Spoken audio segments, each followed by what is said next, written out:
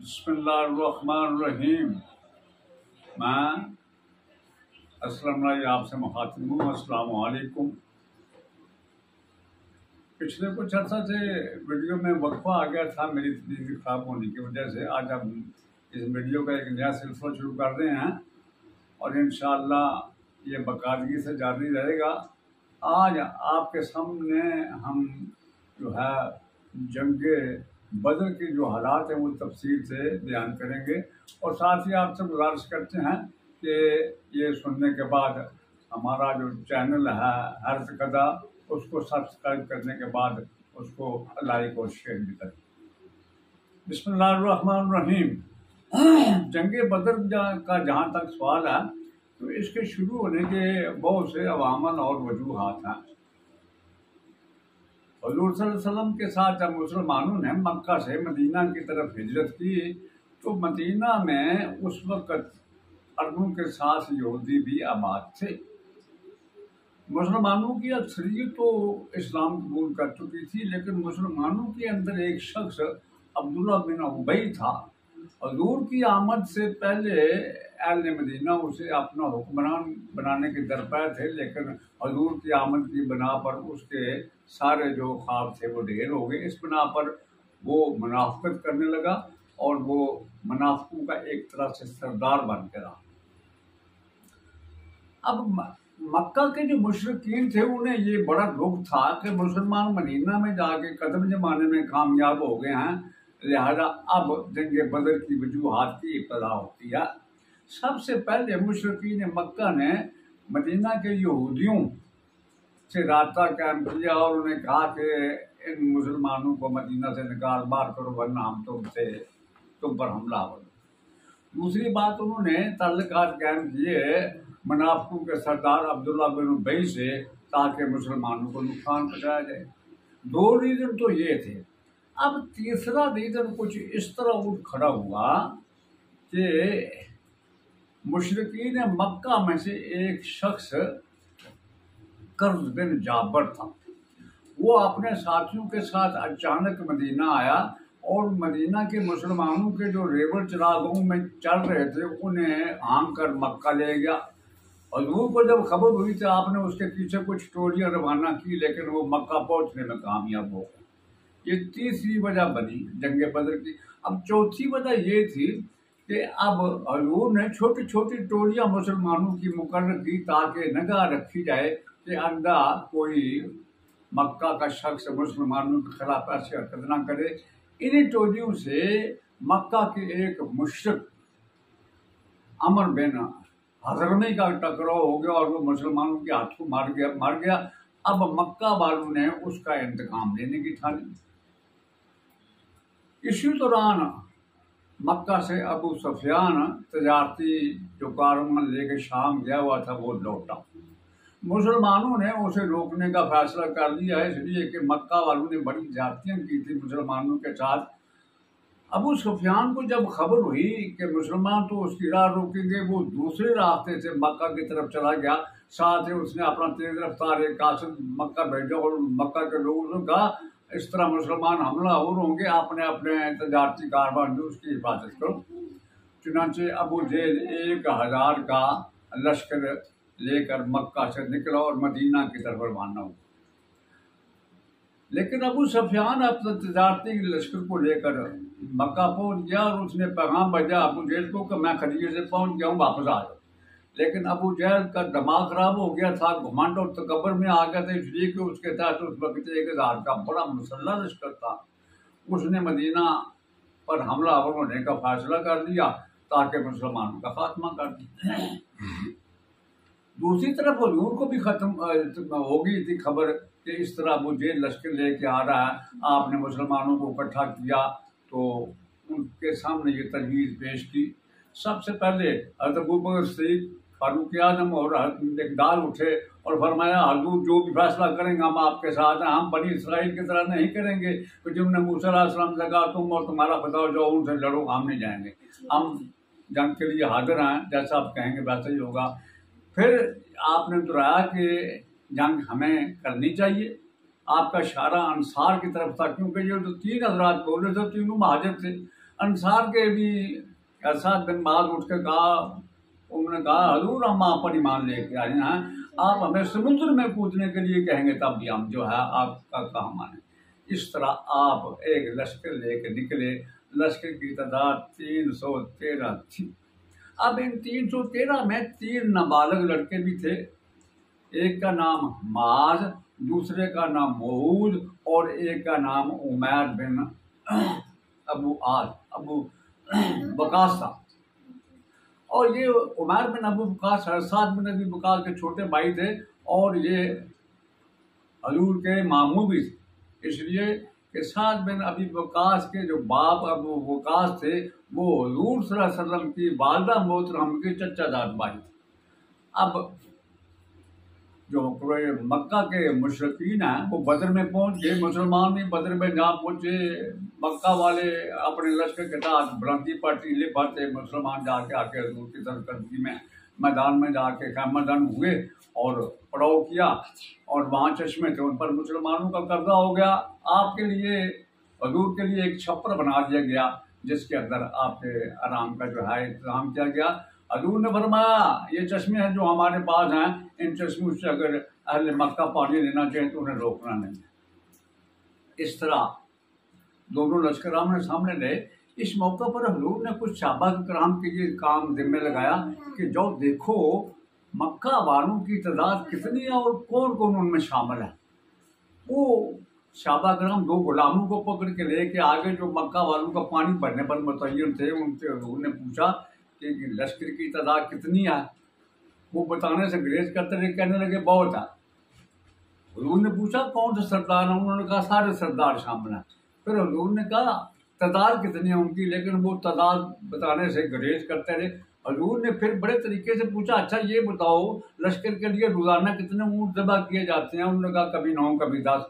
आपने कहा ठीक है मैं समझ गया, अगर 9-10 ऊँट रोज ज़बह किए जाते हैं तो फिर उनकी तादाद 900 और 1000 के करीब है। इस तरह वो गुलाम की छुट्टी। उसके बाद दोनों लश्कर आमने सामने हुए।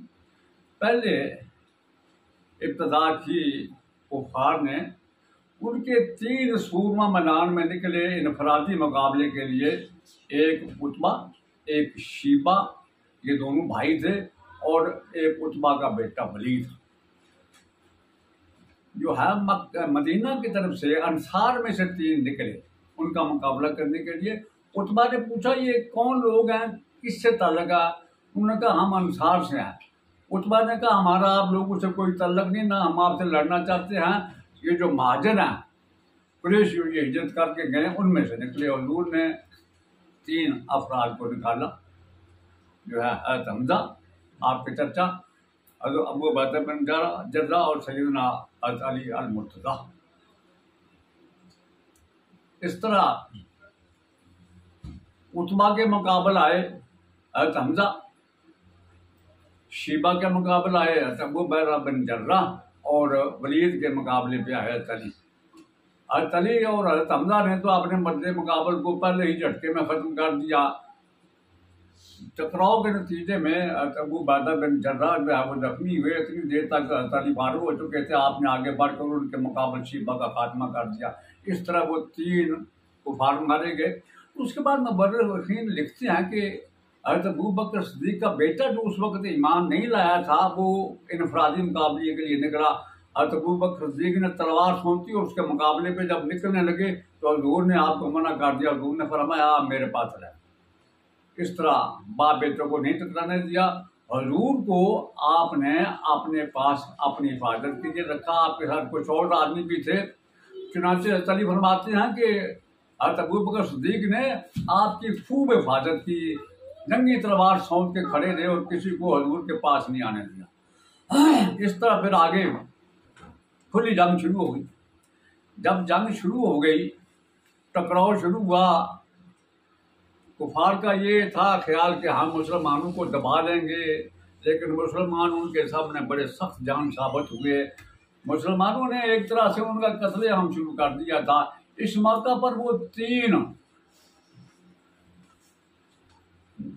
नाबालिग लड़के, वो अब्दुर्रहमान बिन औफ कहते हैं कि उनमें से जो 2 थे, मैंने देखा वो जंग में एक का नाम माउज और दूसरे का मऊज मेरे दाएं बाएं थे। मैंने सोचा कि अगर कुफार मुझ पर हमलावर हुए तो मैं अपना दिफा करूंगा या इनकी हिफाजत करूंगा। मैंने एक से पूछा, तुम क्यों जंग में शामिल हुए हो? उन्होंने कहा, हम अबू जेहल को मारना चाहते हैं। मैंने पूछा, क्यों? तो उन दोनों भाई इन्होंने कहा कि वो चूंकि हमारे रसूल के खिलाफ बातें करता है, लिहाजा हम उसे कत्ल कर करेंगे। इतनी देर में अबू जेहल सामने आ गया। तो मैंने बता दी, यही अबू जेहल है।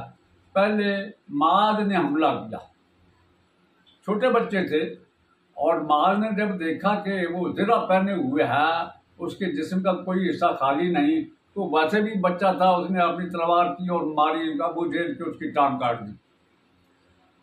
अब अबू जेहल भी बड़ा अच्छा तेजदार था, वो पलटा, उसने हमला किया और मौज का खात्मा कर दिया। इतनी देर तक अबू जेहल का बेटा इकरमा आ गया, उसने माज पर हमला किया और उनके बाजू पे लगा रहा। आपका बाजू कट गया और थोड़ा सा चमड़ा रह गया, जिससे आपका बाजू लटकने लगा। आप उस लटकते हुए बाजू के साथ लड़ते रहे, फिर बाजू लटकते हुए पुष्ट पर फेंका। जब देखा कि ये लड़ने नहीं देता तो कटे हुए बाजू को नीचे उसका हाथ रखा जमीन पे, ऊपर पाँव रख के खींचा, तो उस अपने जिस्म से लदा करके बाजू को फेंका, फिर लड़ने लग गए। और जो तीसरा बच्चा था उमर बिन अब्बास, वो भी जंग में शहीद हो। अब जंग जो जोरू भी हुई, बड़ी कोशिश की कुफार ने कि हम जंग जीत जाएं, लेकिन ऐसा नहीं हुआ। मुसलमान तीरंदाजी करते रहे, हालांकि वो अपने असला के लिहाज से और दूसरे बहुत से अवामल और शोबतों के लिहाज से भी आगे थे कुफार मक्का। इसके बावजूद जो है वो उनको शिकस्त हुई और भाग खड़े हुए। जब उनको शिकस्त हुई तो हुजूर ने फरमाया, देखो अबू जेहल की लाश है। तो सैयदना अब्दुल्ला बिन मसूद गए आगे, उन्होंने देखा कि अबू जेहल पड़ा हुआ था, लेकिन अभी वो जिंदा था। आप उसके पास को, उसने कहा, सुन अल्लाह के दुश्मन, देखा क्या हालत हुई तेरी? उसने पूछा, जंग का क्या फैसला हुआ? आपने फरमाया, हमें फतह हुई। तो उसने कहा, अभी भी उसका रूप नहीं गया था, मौत सामने नजर आ रही है। उसने कहा, मेरा जब सर काटो तो कंधु समेत काटना, ताकि जब मेरा सर दूसरे सरों में रहे तो मेरा सर बड़ा हो तो लोगों को पता चले कि ये किसी बड़े सरदार का सर है। इस तरह बदतरीन शिकस्त हुई कुफार को। कुफार के बड़े बड़े सरदार सब मारे गए, 70 उनके आदमी गिरफ्तार हुए, मुसलमान 14 शहीद हुए। मुसलमानों को वहां दफन किया गया और कुफार को भी गड़े खोद कर उनमें डाल दिया गया। इस शिकस्त से मक्का के घर घर में मातम हो गया, इसलिए कि तकरीबन सारे ही बड़े बड़े सरदार मारे गए थे। और अबू जेहल और अबू लाब जो था वो जंग में शरीक नहीं हुआ था।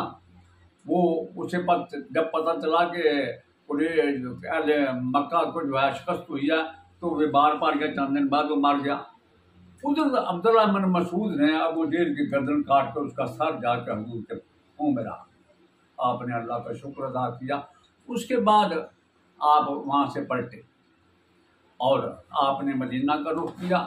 और जो कैदी बनाए गए थे उनके मतलब मशवरा जब मुसलमानों से किया तो अबू बकर सिद्दीक ने फरमाया, इनसे फिदिया लेकर इनको छोड़ देंगे और इनमें से जो पढ़े लिखे हैं इनके जिम्मे ये काम लगाएंगे कि जो मुसलमान हैं इनको पढ़ा के जाएं, और फिदिया जब लेंगे इनसे तो हमारी मालियात भी दुरुस्त हो जाएगी। इस तरह अहले मक्का के बहुत से जो है कैदी थे, उन्होंने 4 दिन दे के फिदिया दे के अपने कैदी छुड़ाए और कुछ पढ़ाने लग गए। और इस जंग में 2 बड़े मार थे, यानी 4 अहम जो है वो हमारे सामने वाक़या थे। पहला ये, इस जंग में हर जो अली थे वो बड़े मारका राय से दुश्मन के खिलाफ जो है वो हरकत करते रहे। इस जंग में एक तलवार जो मम्मा बिन अल हज्जाज की थी वो हाथ लगी। वो तलवार हुजूर के सामने पेश की गई और तलवार का नाम था जुल्फ़कार। फ़कार कहते हैं कंगरों वाले, कंगरू वाले, कंगोरी और जू बनने वाला। तो वो बड़ी नायाब किस्म की तलवार थी, वो माल गनीमत में रखी गई। एक दूसरी जो थी वो ये कि हज़रत साद बिन अबी वक्कास ने कुफार में से एक सईद बिन अलास को भी कत्ल किया। उसकी तलवार भी बड़ी नायाब थी, कफ्तिया उसका नाम था तलवार का। तो वो भी हजूर के पास ले के गए साद बिन अबी वक्कास। हालांकि साद बिन अबी वक्कास तो हजूर के मामू थे। आपने हजूर से रिक्वेस्ट की कि ये तलवार मेरे हवाले कर दें। आपने फरमाया ये तलवार न तुम्हारी है न मेरी, जंगे गनीमत का माल यहाँ रहा, आपने रख दी। फिर दोबारा आप उनका हजूर वो तलवार मुझे दे दें। आपने फिर वही सख्ती से जवाब दिया। तो इस मौका पर साद बिन अबी वक्कास कहते हैं कि मुझे बड़ी जो है वो शर्मिंदगी भी हुई और दुख हुआ कि मेरा भाई भी शहीद हो गया, मुझे उसका भी दुख था, तलवार भी नहीं मिली। थोड़ी देर बाद हजूर ने साद बिन अबी वक्कास को बुलाया और फरमाया पहले अल्लाह की तरफ से गनीमत से मतलब कोई अहकाम नहीं आए थे, अब सूरह अनफाल की अहकामात आए हैं, लिहाजा ये तलवार ले लो। आपने तलवार उसको दे दी। दूसरी तलवार जो थी वो आपने पहले अपने पास रखी, जो जुल्फ़कार थी, बाद में आपने हज़रत अली के हवाले कर। ये दो अहम वाक़या है। तीसरा और चौथा जो वाक़या था वो ये कि इस जंग में हज़रत उस्मान और हज़रत तलहा बिन उबैदुल्लाह ने शिरकत नहीं की। हालांकि इन दोनों को हजूर ने जन्नत की बिशारत दी। हज़रत उस्मान इसलिए नहीं शामिल हुए थे कि आपकी अहलिया हज़रत रुकिया सख्त बीमार थी, जो हजूर की बेटी थी। तो हजूर ने उन्हें कहा आप जंग में शामिल ना हो, आपको जंग का सबाब मिला, माल गनीमत में मैं हिस्सेदार हूँ। दूसरे साहब जो थे जिनके जन्नत की बिशारत थी वो तलहा बिन उबैदुल्लाह को हजूर ने जंगे बदर से बहुत पहले शाम के एक मुहिम पर भिजवा दिया था। जब वो आए तो उन्हें भी हज़रत उस्मान की तरह बदरी सहाबा में शामिल किया गया और उन्हें माल गनीमत में भी शामिल किया गया। इस तरह इस जंग के ही के दौरान एक बहुत बड़ा हादसा भी नमूदार हुआ, और वो ये कि हज़रत उस्मान की अहलिया और हजूर की साहबजादी हज़रत रुकिया जो है वो फौत हो गई।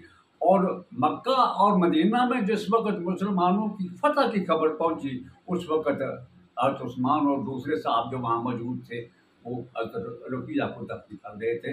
इस तरह आलम इस्लाम का ये पहला गज़बा था, बहुत बड़ा गज़बा, जिसमें मुसलमानों ने कुफार मक्का को बदतरीन शिकस्त दी। और इस शिकस्त ने जहाँ मुसलमानों के हौसले बुलंद कर दिए, वहाँ कुफार के हौसलों और उनके जो गुरूर और तकब्बर पर एक बहुत बड़ी ज़रब लगाई। अब कुफार ने ये फैसला कर लिया कि हम इस जंग का बदला जरूर लें। ये बदला फिर ओद में लेते हैं। अगली नशिस्त में हम इंशाअल्लाह अल्लाह को मंजूर हुआ तो आपके सामने जंग ओद के हालात तफसील से बयान करेंगे। जाते जाते मेरी गुजारिश ये है कि मेरे इस चैनल अर्थ कदा को सब्सक्राइब करने के साथ इसको लाइक और शेयर भी करें। अल्लाह आपका हामी और नासर हो। फी अमान अल्लाह।